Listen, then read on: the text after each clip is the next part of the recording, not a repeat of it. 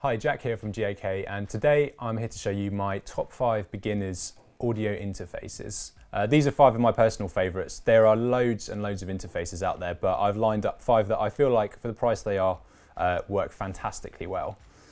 First things first, it's worth talking about what an audio interface is. And in its simplest terms, what an audio interface does is allows you to plug in a microphone, a guitar, a keyboard, maybe a synth into a computer.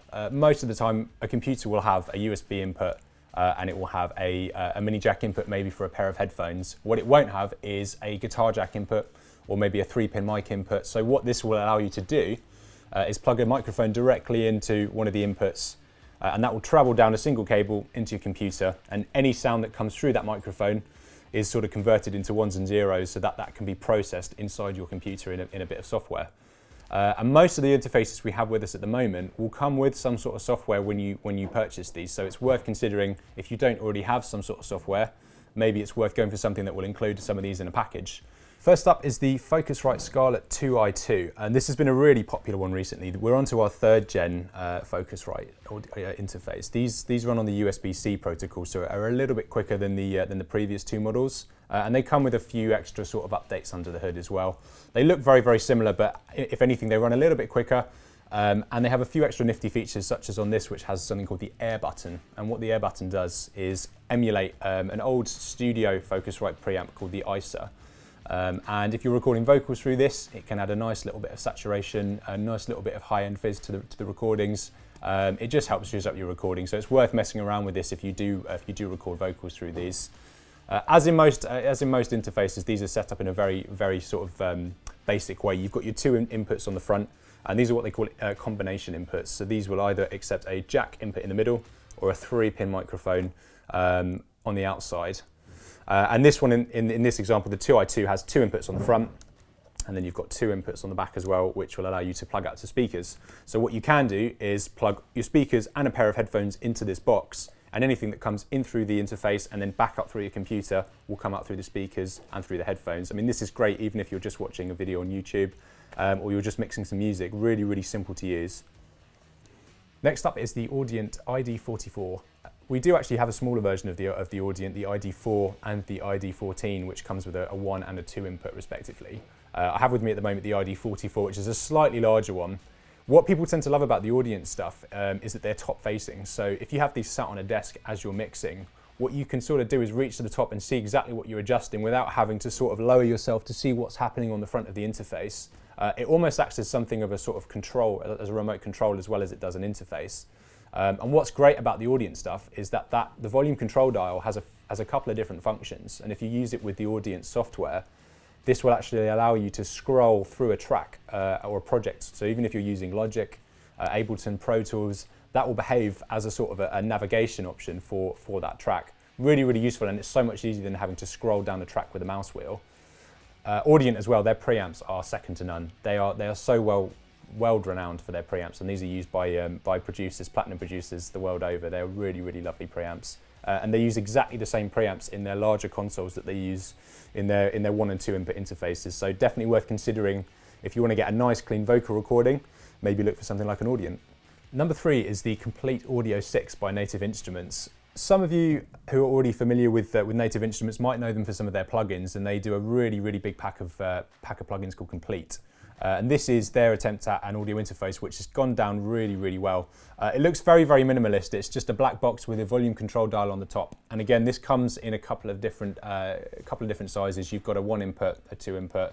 This is the Komplete Audio 6, which has a few extra inputs. You still have the 2 inputs on the front, but what you also have is another stereo input on the back, and then a couple of stereo outs as well. So what that means when you have more than 1 stereo output is that you can come out to a pair of speakers, and if you've got a second pair of speakers that you like to try and reference between them, you can switch between the 2 speakers. It's helpful if you want to try and get as diverse a mix as possible and to try and be as accurate as possible when you're mixing.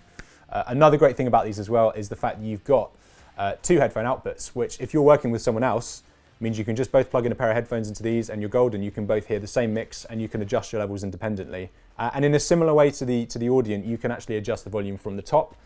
So you can have this sat next to you on the left or the right, and you don't even have to look at where you're adjusting. You can just reach for the volume control dial. Not only that, but the Komplete Audio 6 comes with a selection of software. So when you register this, you'll be provided with a copy of Ableton 10 Live Lite, which is a demo version of Ableton. And from there, if you do get along with Ableton, you can maybe just pay the difference and register for a full version of it.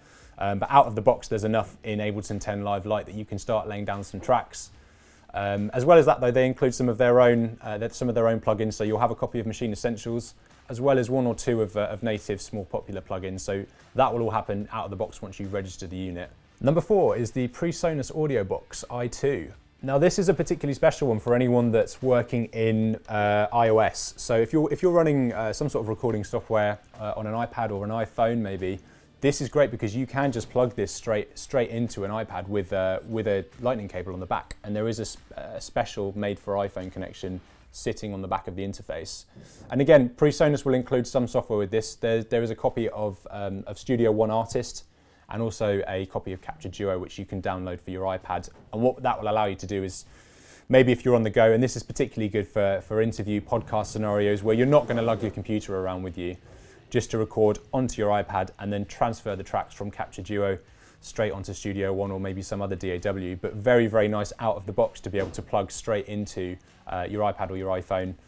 And on the front, in a similar vein to the other interfaces we've looked at, you've got 2 combination inputs on the front, you've got a volume control dial on the front, 1 headphone input on the back, and then a couple of speaker outputs as well. And what you do also get with the Presonus is a couple of MIDI outputs, and this won't tick boxes for everyone, but anyone that's using an older keyboard or maybe a synth that uses 5-pin MIDI or 5-pin DIN, you can hook this straight up to the back of the Presonus, and that will allow you to transmit MIDI data through into your software. And last but by no means least is the Universal Audio Apollo Solo. And this is a very recent addition to Universal Audio's lineup. This is aimed at anyone that's only got a couple of instruments that they need to record at the same time. Really, it's for singer-songwriters, maybe a couple of vocalists that want to record at the same time. And what this does give you is 2 combination inputs on the back, as well as a DI input on the front. And this is specifically designed for basses, guitars, acoustic guitars, just to be tracked directly through the interface. You don't need to worry about going through any sort of preamp before you go into the interface. You just plug it straight in. And Universal Audio make, in my opinion, some of the best analog emulations in the world.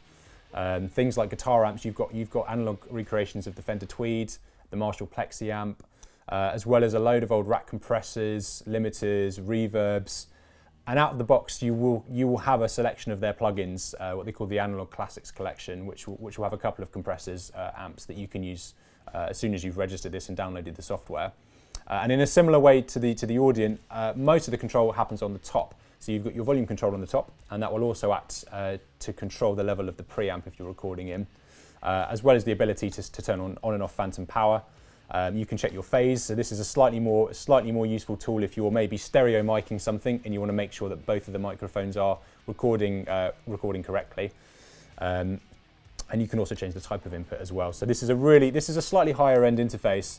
But the quality of recordings you'll get through this is absolutely fantastic, and they're available in USB-C for Windows or Thunderbolt 3 for either Windows or Mac. But that Thunderbolt version will just communicate with such speed that you'll have practically no latency when you're recording. Nice and quick interfaces, and they sound absolutely fantastic. Thanks for watching, guys. I hope you enjoyed today's video. If you've got any more questions on any of the interfaces that I've talked about, or maybe if you've seen some on the website that you're not too sure on, feel free to give us a call. All of our contact details are in the description below. You can also reach us on the website as well. If you enjoyed today's video, please do give us a like and subscribe to the channel if you haven't already. It really does help us out. Any questions at all, put them in the comments below as well. We'd love to see what you think. Thanks, we'll see you soon.